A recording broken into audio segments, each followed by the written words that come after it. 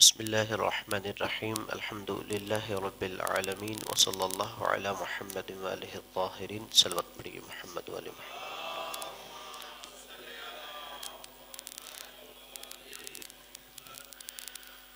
قرآن مجید کے حوالے سے جو آج عرض کروں گا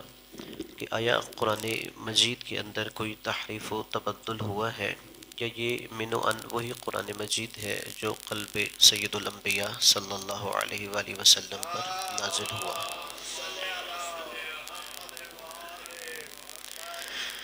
اگر آپ اس حوالے سے اہل تشیع یا اہل تسنن کی کتب احادیث میں دیکھیں گے تو دونوں کی کتابوں میں ایسی روایات موجود ہیں کہ جس سے یہ ظاہر ہوتا ہے شاید قرآن مجید کے اندر کوئی کمی یا بیشی ہوئی ہے۔ یعنی اہل تسنن کے اگر آپ صحیح بخاری میں دیکھیں گے وہاں پر بھی تحریف قرآن کی روایات موجود ہیں، یا اہل تشیع کی آپ کتاب الکافی کے اندر دیکھیں گے وہاں پر بھی تحریف کی روایات موجود ہیں، لیکن عملی طور پر نہ کوئی شیعہ تحریف کا قائل ہے اور نہ ہی کوئی اہل سنت تحریف کا قائل ہے، بلکہ یہ بعین ہی وہی قرآن مجید ہے جو سید الانبیاء صلی اللہ علیہ وآلہ وسلم کے قلب مطہر پر نازل ہوا۔ اور پھر جو قرآن مجید کی ترتیب ہے، جیسے ہم جانتے ہیں کہ قرآن مجید کی جو پہلی وحی تھی وہ سورہ علق کی پہلی 5 آیتیں تھیں، لیکن اس وقت وہ قرآن مجید کی پہلی صورت نہیں بلکہ 90s میں جا کے اس کا نمبر آتا ہے۔ تو یہ قرآن مجید کی جو ترتیب ہے، آیا رسول خدا نے اسے مرتب کیا تھا یا رسول کے بعد خلفاء نے یا عام مسلمانوں نے مرتب کیا؟ اس میں تمام اہل تشیع اور اہل تسنن اس بات پہ ایمان رکھتے ہیں کہ یہ جو قرآن مجید کی ترتیب ہے یہ توقیفی ہے، یعنی رسول خدا نے اسی ترتیب سے سورتوں کو خود مرتب فرمایا تھا، اور اسی طرح جو سورتوں کے اندر آیات کی ترتیب ہے یہ بھی رسول خدا نے خود مرتب فرمائی تھی، کہ جہاں پر اب اگر دیکھا جائے کئی ایسی آیتیں تھیں جو مستقل طور پر نازل ہوئیں، مگر رسول خدا نے فرمایا کہ اسے فلاں آیت کے ضمن میں رکھ دیا جائے۔ جیسے مشہور اس کی مثال آیت تطہیر ہے، کہ یہ جو آیت تطہیر ہے انما یرید اللہ لیذھب عنکم الرجس اہل البیت ویطہرکم تطہیرا، کہ صلوات پڑھیے اہل بیت علیہم السلام، اللہم صلی علی محمد وجل۔ یہ الگ سے آیت نازل ہوئی، لیکن اس وقت قرآن مجید کی سورہ احزاب کی آیت نمبر 33 کا جز ہے، لیکن اس کا یہ مطلب نہیں کہ یہ پوری وہ آیت نمبر 33 ایک وقت میں اکٹھی ہوئی، بلکہ رسول خدا نے جو حکم دیا صحابہ کو کہ اس کو فلاں آیت کے تحت مستقل رکھا جائے یا اس آیت کے ضمن میں رکھا جائے، یعنی یہ ترتیب بھی رسول خدا کی ہی دی ہوئی ہے صورتوں کی اور آیات کی۔ پھر اس میں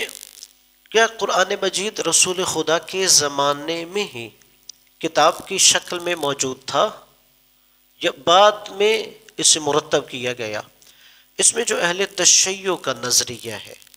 اور وہ ہمارا نظریہ اہل بیت علیہم السلام کی روایات کے تحت ہے کہ رسول خدا کے زمانے میں قرآن مجید کتاب کی شکل میں مرتب ہو چکا تھا۔ ایسا نہیں ہے کہ کسی اور شخص نے بعد میں آ کے قرآن مجید کو 2 جلدوں کے اندر مرتب کیا ہو، لیکن جو اہل تسنن ہو وہ کہتے ہیں نہیں، رسول خدا کے زمانے میں قرآن مجید کتاب کی شکل میں موجود نہیں تھا۔ وہ کہتے ہیں کہ کچھ حصہ اس میں خلیفہ اول نے ڈالا، کچھ حصہ اس میں خلیفہ ثالث کے زمانے میں تھا، تو یہ پھر ایک ٹیم بنائی گئی خلیفہ ثالث کے دور میں، تو انہوں نے قرآن مجید کو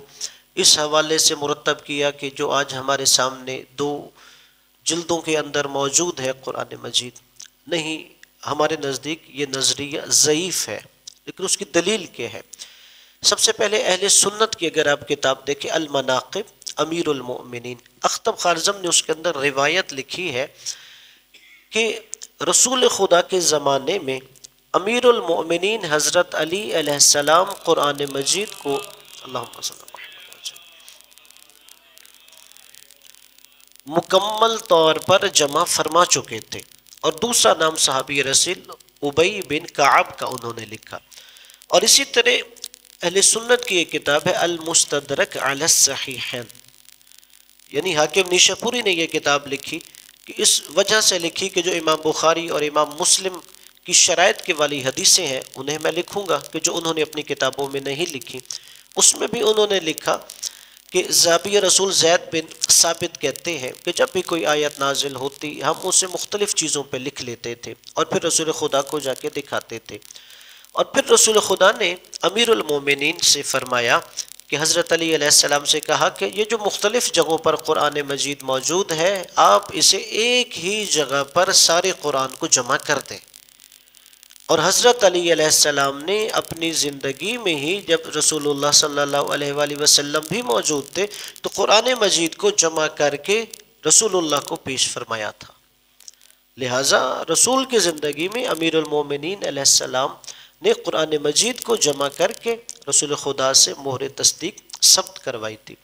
اور پھر جو سب سے بڑی دلیل ہے وہ ہر ایک کے ذہن نشین ہونی چاہیے کہ قرآن مجید رسول کی زمانے میں ہی جمع ہو چکا تھا اور کتاب کی شکل میں موجود تھا، اس لیے